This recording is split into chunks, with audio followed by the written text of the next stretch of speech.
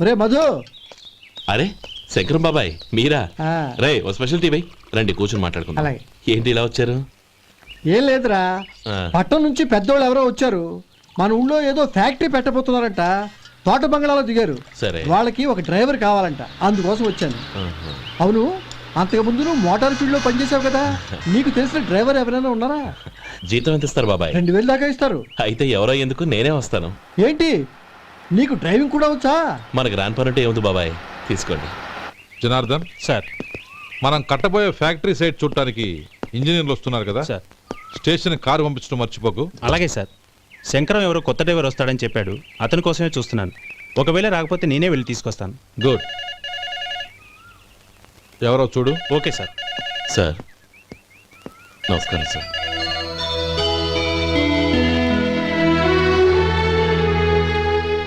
నువ్వు గోపాలరావు తమ్ముడు కదూ? అవునండి. నేను ఆ రోజే మీ అన్నయ్యతో చెప్పానే పెళ్లి విషయంలో నా నిర్ణయం మారదని. ఎందుకు వచ్చావు? నేను అందుకు రాలేదండి, మీకు డ్రైవర్ కావాలని శంకరం బాబాయ్ చెప్పారు, ఆ పని కోసం వచ్చాను. ఓ ఐ సీ. లైసెన్స్ ఉందా? ఉందండి. ఓకే, ఆ కార్ తీసుకుని స్టేషన్కి వెళ్ళు. నీ కూడా మా పిఏ వస్తాడు. అలాగే సార్. ఇంకో విషయం, నువ్వు ఎవరివి ఏమిటన్నది ఎట్టి పరిస్థితుల్లోనూ మా అమ్మాయికి తెలియకూడదు. అర్థమైందా? అలాగే సార్. వెళ్ళు.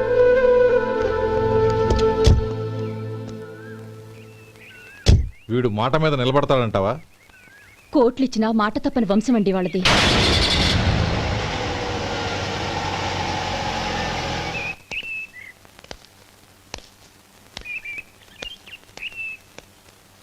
నానమ్మ బియ్యం అక్కడలేవే, ఇక్కడ ఉన్నాయి.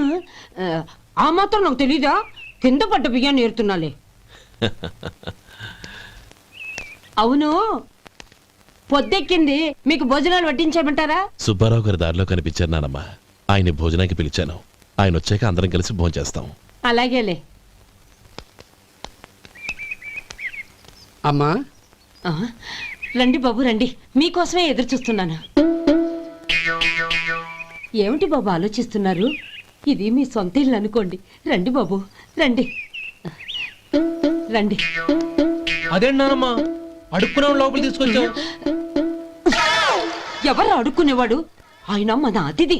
అతిథికి సేవ చేసుకోవడం ఎంతో పుణ్యం. అతిథి దేవో భవ అన్నారు, ఎప్పుడు వినలేదా?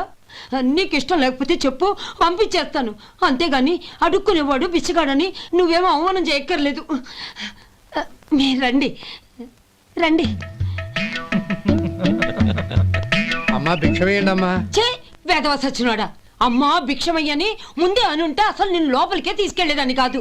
అమ్మా అని అంతటితో కట్ చేసావు. పావతలకి మళ్ళీ చుట్టుపక్కల కనబడ్డావో కాళ్ళు చేతులు విరగొడతాను, జాగ్రత్త. రే ఎక్కడున్నావురా? ఇక్కడ ఉన్నానమ్మా. నేను బియ్యం ఎక్కడ ఆరబోసాను? ఎంత పోసారమ్మా? నన్ను అక్కడ తీసుకెళ్ళు. మరి భిక్ష పెడతారమ్మా? ముందు తీసుకెళ్ళరా చెప్తాను. రండమ్మా రండి రండమ్మా. ఇదిగో అమ్మా, బియ్యం ఇక్కడే ఉన్నాయి. అబ్బో నాకు తెలుసులే. అమ్మా బిచ్చం వేయండి అమ్మా. ఒరే ముందు నా కర్ర ఎక్కడుంది, అందుకోరా. ఇలా ఇదిగోండి అమ్మా. ఏమడిగా? బిచ్చమమ్మా. భిక్షమా? భిక్షం కావాలండి, భిక్షం భిక్షం. పొద్దున్నే నా పరువు తీసావు కదరా, పరువు తీసావు కదా. భిక్షం అంట భిక్షం. నానమ్మా మళ్ళీ వచ్చాడు. ఇందాక అమ్మ అన్నాడు, ఇప్పుడు నాన్నమ్మ అంటున్నాడు. గుర్తుపట్టలేననుకుంటున్నాడేమో. చెప్తాను వీడి పని. ఒరే ఇలా రారా. ఏంటి నానమ్మా? దగ్గరికి వచ్చావా? ఆ వేదవ సచ్చినోడా, దొంగ వేదవ. ఒక్కసారి నన్ను మోసం చేసింది చాలు. గొంతు మార్చి నాన్నమ్మ అని మళ్ళీ మోసం చేస్తావా? ఎలా? నేను గుర్తుపట్టలేదనుకున్నావా? మళ్ళీ ఇటు పక్క వచ్చావా? కాళ్ళు విరగ్గొడతాను, జాగ్రత్త. నానమ్మ వాడు ఎవడనుకుంటున్నావు? మన సొడ్డిగాడు. నాకు తెలీదేంటి? వాడు చేసిన ఏదో పనికి కొట్టక ముద్దెట్టుకుంటారా? లే గోపి, ఎందుకైనా మంచిది నువ్వు ఇక్కడే ఉండు. ఆ సుబ్బారావు గారు వచ్చినా ఇదే సన్మానం చేయగలదు. అలాగే అన్నయ్య.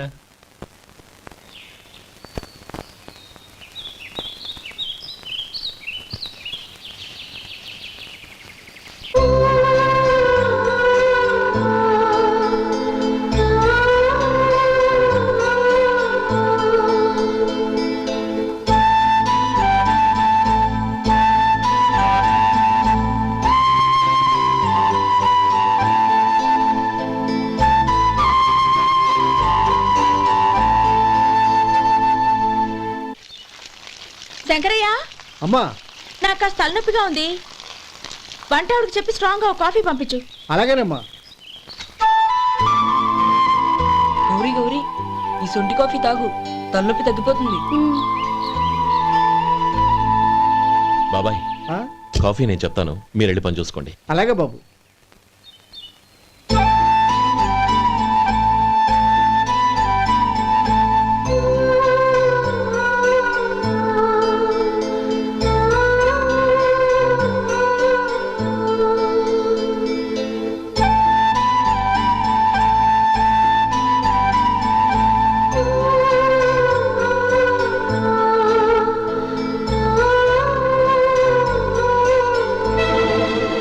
ఏయ్, ఎవరు నువ్వు? నేను కొత్తగా వచ్చిన డ్రైవర్ని. మీరు కాఫీ కావాలన్నారంట, తీసుకొచ్చాను. బుద్ధి జ్ఞానం లేదు.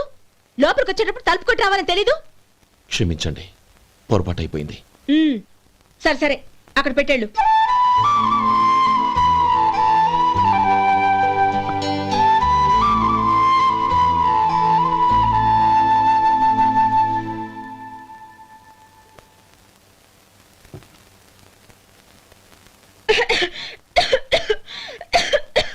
ఏయ్, ఏంటిది? సొంటి కాఫీ. మీకు తలనొప్పిగా ఉందని. షడా, నువ్వు డ్రైవర్వా డాక్టర్వా? నేను సొంటి కాఫీ అడిగానా? చెప్పింది చేయడం నేర్చుకో, అతి తెలివి ప్రదర్శించుకో. అయినా నువ్వెందుకు తెచ్చావు? వంట మనిషి ఏమైంది? ఆ, తీసుకెళ్ళి దానికి కాఫీ తామని చెప్పు.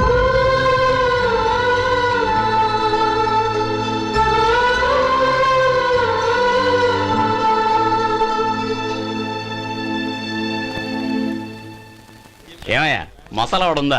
లేవు. పొద్దున్న 500 వడలేసాం, కాలేజీలో స్ట్రైక్ అని తీసుకెళ్లారు. కాలేజీ స్ట్రైక్ కి మసాలా వాడికి సంబంధం ఏంటి? కొట్టారంటే తల పగలొద్దు. మా హోటల్ వడలంత స్ట్రాంగ్. ఒకే ఒక వడుంది, తెమ్మంటావా? అమ్మో వద్దు, దోశ చాలు. బతికిపోయాడు.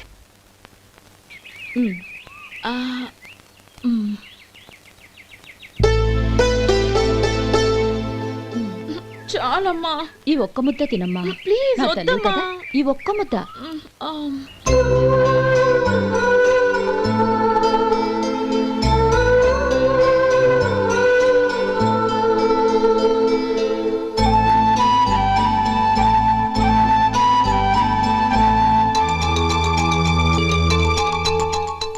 ఈ డ్రైవర్ని చూస్తుంటే నా కొళ్ళు మండిపోతుంది. ఏ, అతని పద్ధతేం బాలేదు. ఎప్పుడు నన్ను రకంగా చూస్తున్నాడు. అతను అలా చూస్తున్నాడని నీకెలా తెలుసు? అంటే నువ్వు అతని వైపు చూస్తున్నట్టేగా. చూడమ్మా, చూపులకు కనిపించేది అతని శరీరం ఒక్కటే.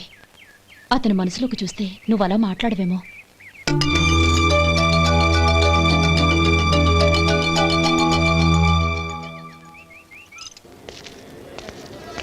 నమస్తే పెద్దాయనా.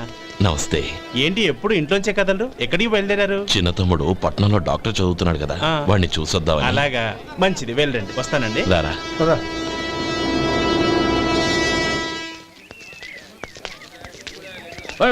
ఆగండి ఆగండి, ఎక్కడికి? లోపలికయ్యా. చేతులు ఏంటి ఇవన్నీ?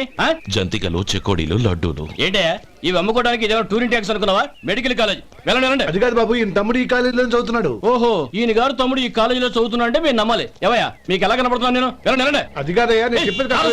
తప్పండి తప్పండి. నమస్కారం సార్. ప్రోగ్రామ్ స్టార్ట్ అయిందా? ఇంకా కాలేజ్ కదా. నేను చూసుకుంటా కదా, నువ్వు రా. అందరూ వచ్చారు సార్. కానీ ఇంకా ఎంత ప్రోగ్రామ్ స్టార్ట్ అవ్వాలి?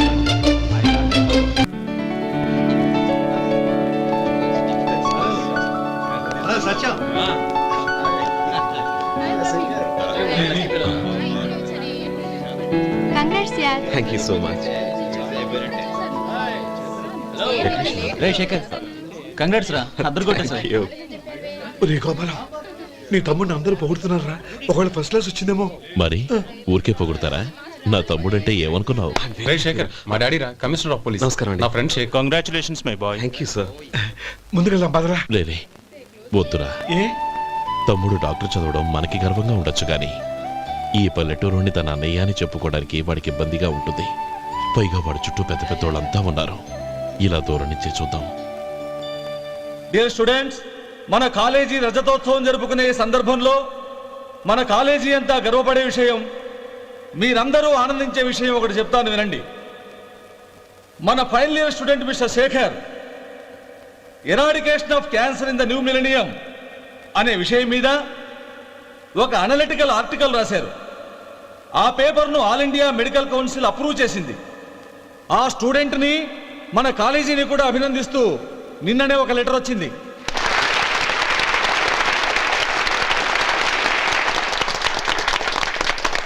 ఇంతటి చిన్న వయసులో ఇటువంటి అద్భుతమైన పేపర్ను సమర్పించిన మిస్టర్ శేఖర్ను అభినందిస్తూ మీ తరపున మన కాలేజీ తరపున గోల్డ్ మెడల్తో సత్కరించాలని నిర్ణయించాం.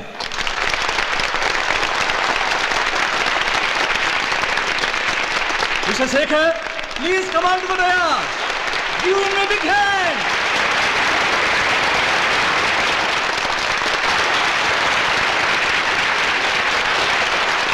Congrats my boy. Thank you sir.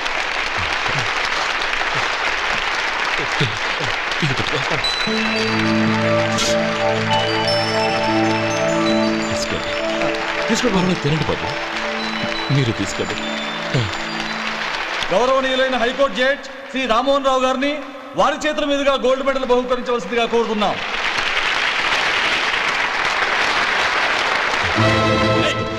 మిమ్మల్ని లోపల రావద్దంటే నాకు కళ్ళు కప్పి లోపలికి వస్తారా? పోయింది బయటికి. అది కాదు బాబు, ఒక్క నిమిషం చూసి వచ్చేస్తాం. అమ్మిని చాలవా? నడవండి బయటికి. అమ్మడం కాదు. నేను చెప్పేది వినండి. ఆడిటోరియంలో లడ్లు అమ్ముతారు సార్. ఇదేమన్నా బస్ స్టాండ్ అనుకున్నావా? ఇలా బయటికి సార్. లేదండి. చంద్రం, చంద్రం, నేను చెప్పేది విను. చంద్రం, గొడవ వద్దు చంద్రం.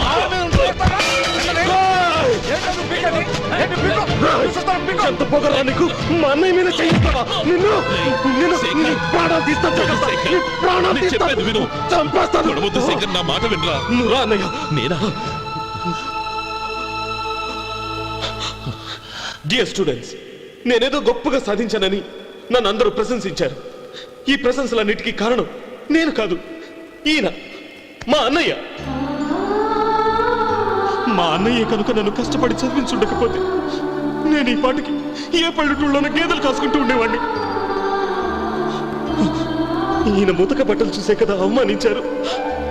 ఈ రోజు నేను ఈ స్థితిలో ఉన్నానంటే కారణం ఈ ముతక బట్టలే. నేను తెల్ల కోటు వేసుకుని డాక్టర్ని కావాలని ఈయన కాడి కట్టి దుక్కి దున్ని తన జీవితాన్నంతా బురదలో గడిపాను.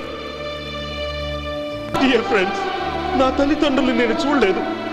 అటువంటి నాకు ఒక తల్లై తండ్రి పెంచి పెద్ద చేసి నాకు జీవితాన్ని ఇచ్చిన మహానుభావుడు మా అన్నయ్య.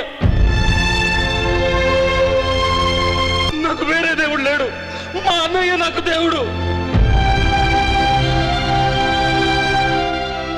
నాకు దొరికినట్టు మా అన్నయ్య లాంటి బంగారు అన్నయ్య ఈయనకి లేడు. అలా ఉండుంటే ఈయన కూడా ఎన్నో సాధించేవారు. మీ అందరిలాగా సూటు బుట్టు వేసుకుని ఇక్కడికి వచ్చిండు. శేఖర్, శేఖర్, అన్నయ్య.